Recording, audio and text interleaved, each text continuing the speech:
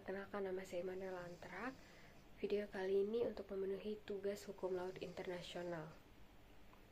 Saya akan menjelaskan cara penentuan garis pangkal dalam UNCLOS 1982 dan karakteristiknya. UNCLOS 1982 menetapkan berbagai metode untuk menentukan garis pangkal sebagai dasar pengukuran batas laut suatu negara. Garis pangkal ini digunakan untuk menentukan laut teritorial, zona tambahan, zona ekonomi eksklusif atau ZEE, dan landas kontinen. Setiap metode penentuan garis pangkal memiliki cara pengukuran dan karakteristik yang berbeda tergantung pada kondisi geografis suatu negara. Berikut ini adalah penjelasannya yang akan saya paparkan. Pertama, garis pangkal normal atau normal baseline terdapat di pasal 5 UNCLOS 1982. Cara penentuannya yaitu pertama, garis pangkal normal ditentukan dengan menarik garis sepanjang low water line atau garis air surut terendah di sepanjang pantai negara tersebut.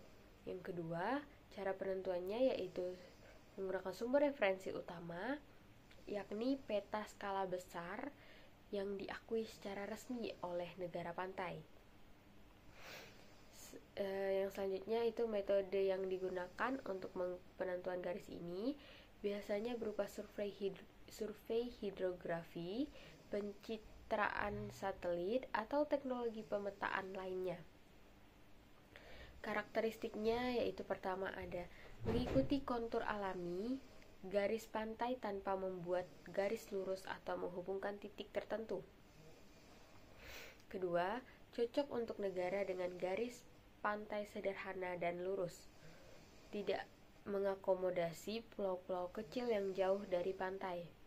Terakhir, tidak bisa digunakan untuk menutup teluk atau perairan antara pulau. Contohnya itu pantai Prancis dan Spanyol di Laut Atlantik menggunakan garis pangkal normal karena memiliki garis pantai yang cukup lurus. Kedua, itu ada garis pangkal lurus atau strike baseline. Di pasal 7 UNCLOS 1982 adalah pengaturannya, di mana cara penentuannya yaitu menggunakan pertama digunakan untuk pantai berlekuk atau memiliki banyak pulau kecil. Kedua, garis pangkal ditarik menghubungkan titik-titik tertentu di sepanjang pantai sehingga membentuk garis lurus yang menutup teluk atau perairan antara pulau-pulau di dekat pantai. Selanjutnya, tidak boleh menyimpang terlalu jauh dari arah umum pantai dan harus tetap dalam batas yang wajar. Terakhir, harus memperhitungkan kepentingan navigasi internasional. Karakteristiknya yaitu yang pertama, cocok untuk negara dengan garis pantai tidak beraturan, banyak fjord atau gugusan pulau dekat daratan utama.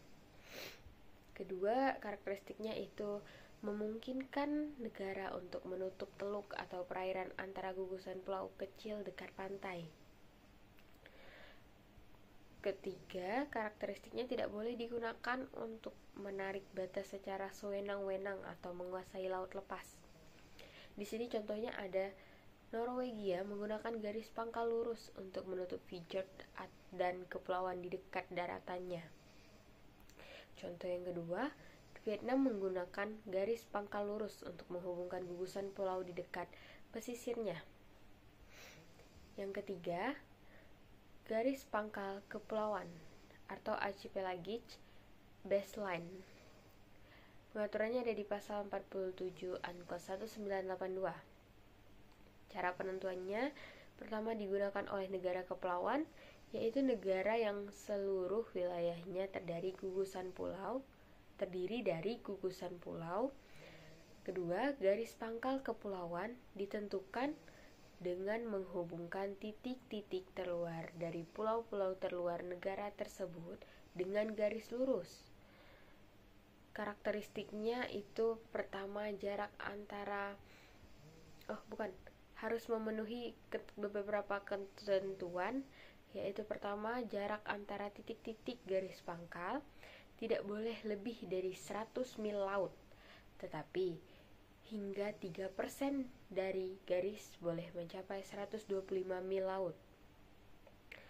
Kedua, perbandingan antara luas perairan dan luas daratan harus berada dalam rasio 1:1 hingga 9:1, artinya perairan tidak boleh lebih dari 9 kali luas daratan.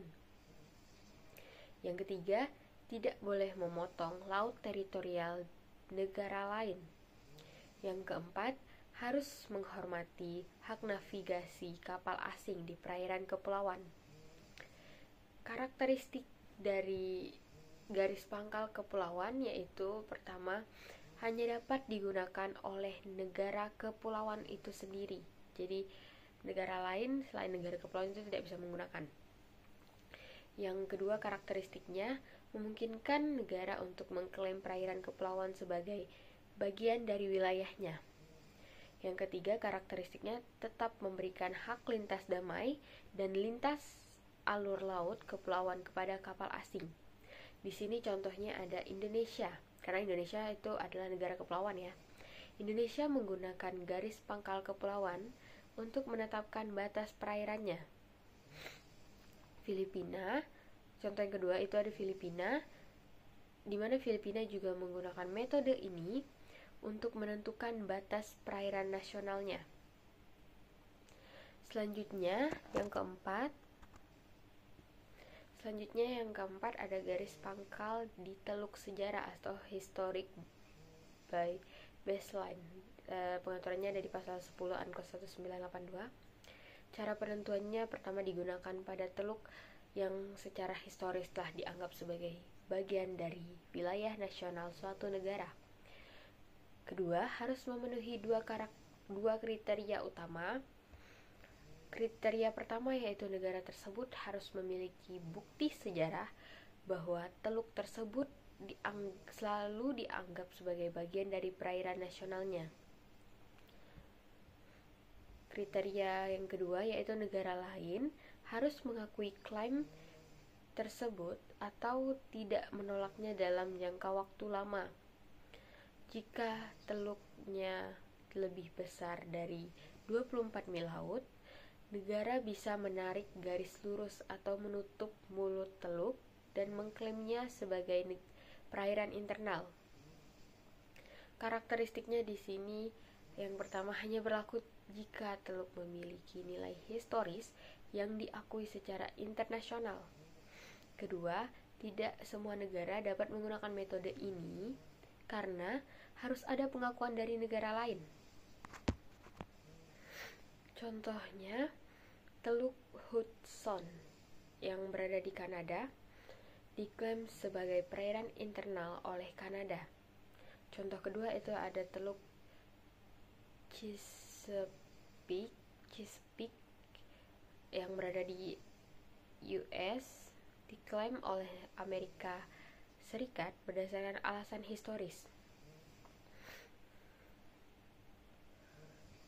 Terakhir ada garis pangkal atau yang kelima itu garis pangkal di delta sungai dan pantai yang tidak stabil. Pengaturannya ada di pasal 7 ayat 2 ANKLOS 1982.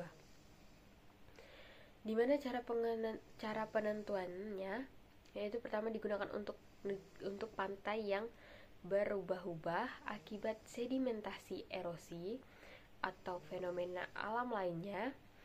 Kedua, negara dapat menetapkan titik-titik yang mencerminkan kondisi paling stabil dari garis pantai untuk menghindari perubahan batas laut yang terlalu sering.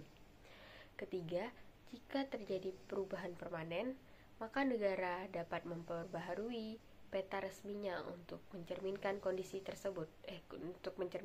terbaru. Karakteristiknya yaitu cocok untuk negara yang memiliki pantai yang terus berubah akibat sedimentasi atau abrasi. Karakteristik yang kedua, memungkinkan negara untuk menggunakan titik tetap sebagai dasar pengukuran laut teritorialnya. Di sini contohnya ada delta Sungai Mekong yang berada di Vietnam dan delta Sungai Nil yang ada di Mesir. Keduanya menggunakan metode ini karena pantainya sering mengalami perubahan akibat sedimentasi. Di sini kita bisa menarik kesimpulan yaitu penentuan garis pangkal dalam UNCLOS 1982 sangat bergantung pada kondisi geografis suatu negara dan memiliki aturan ketat untuk memastikan klaim maritim yang sah. Kesimpulan yang pertama kita dapat yaitu garis pangkal normal digunakan untuk pantai yang lurus dan ditentukan berdasarkan garis air surut terendah. Kesimpulan yang kedua kita dapat yaitu garis pangkal lurus digunakan untuk daerah dengan pantai yang berlekuk-lekuk atau memiliki banyak pulau kecil di dekatnya dengan cara menghubungkan titik-titik tertentu dari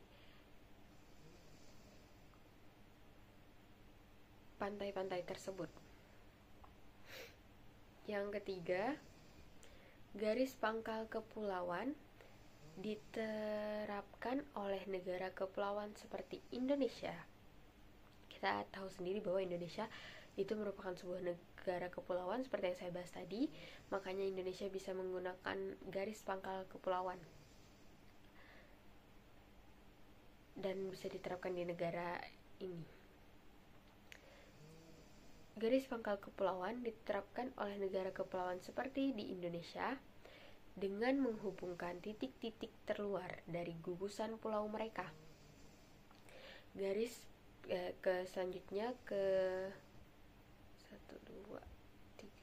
keempat, garis pangkal teluk sejarah hanya berlaku jika negara memiliki bukti historis yang kuat dan mendapatkan pengakuan internasional. Di contoh-contoh sebelumnya yaitu negara-negara tersebut memiliki sejarah atau bukti historis yang membuat mereka bisa menggunakan garis pangkal teluk ini, garis pangkal teluk sejarah. Jadi, mereka bisa melihat pengaturannya di UNCLOS.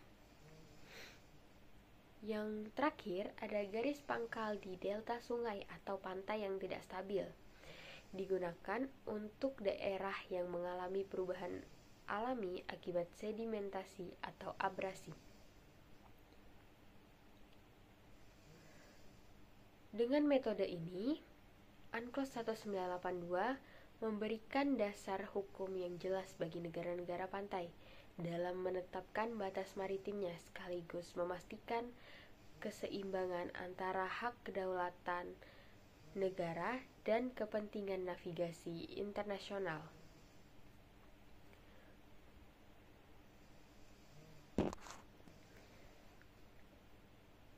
Jadi, garis pangkal dalam UNCLOS 1982 itu pertama ada garis pangkal normal atau normal baseline yang diatur dalam pasal 5 UNCLOS 1982. Yang kedua ada garis pangkal lurus atau straight baseline yang diatur dalam pasal 7 UNCLOS 1982. Yang ketiga ada garis pangkal kepulauan archipelagis baseline yang diatur dalam pasal 47 UNCLOS 1982. Dan yang keempat ada garis pangkal di teluk sejarah atau historic by baseline yang diatur dalam pasal 10 UNCLOS 1982. Dan terakhir ada garis pangkal di delta sungai dan pantai yang tidak stabil. Di delta sungai dan pantai yang tidak stabil yang diatur dalam pasal 7 ayat 2 UNCLOS 1982.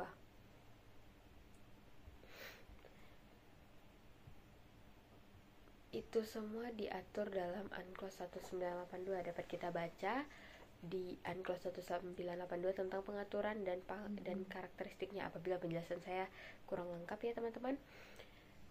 Sekian penjelasan dari saya di video kali ini. Saya harap video ini dapat membantu teman-teman. dan dapat memenuhi tugas saya di Hukum Laut Internasional. Sekian penjelasan dari saya ucapkan terima kasih, dan bila ada lebih kurangnya saya mohon maaf. Sekian, terima kasih, bye-bye.